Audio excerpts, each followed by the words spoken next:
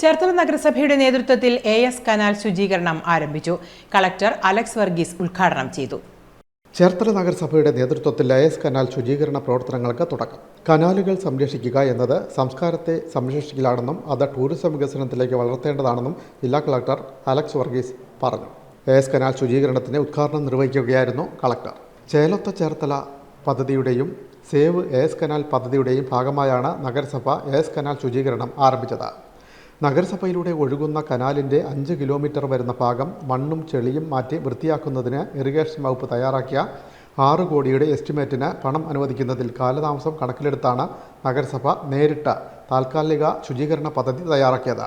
കനാലിൽ തിങ്ങി നിറഞ്ഞിരിക്കുന്ന പായലും പുല്ലും മാലിന്യങ്ങളും ഫ്ലോട്ടിംഗ് JCB ഉപയോഗിച്ച് വൃത്തിയാക്കും.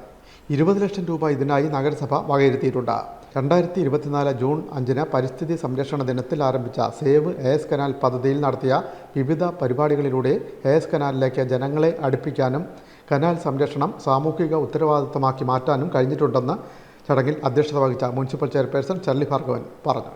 നഗരസഭാ സെക്രട്ടറി TK സുജിത്ത് സ്വാഗതവും പൊതുമരാമത്ത് standing committee chairman AS Sabu നന്ദി പറഞ്ഞു.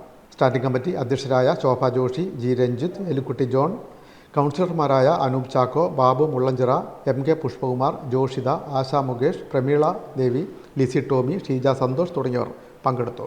എസ് കനാലിൻ്റെ പഴയ പ്രതാപം വീണ്ടെടുക്കുക എന്ന ലക്ഷ്യം മുൻനിർത്തി ആരംഭിച്ച ശുചീകരണ പ്രവർത്തനങ്ങളുടെ ആദ്യഘട്ടം ചേർത്തല ഹൈവേ പാലം മുതൽ PS കവല വരെ നീളുന്ന കനാലിൻ്റെ പുനരുജ്ജീവനമാണ് ലക്ഷ്യമിടുന്നത്. Clean city manager P Sandesh, senior public health ഇൻസ്പെക്ടർമാരായ Stalin PD, Divya Dinakaran, canal committee അംഗങ്ങളായ Sivanpillai, Kannan Biju, Paul Neyyarappally, KN Brijulal, R Sabeesh, Anil Kannimittam തുടങ്ങിയവർ നേതൃത്വം നൽകി. Time news Cherthala.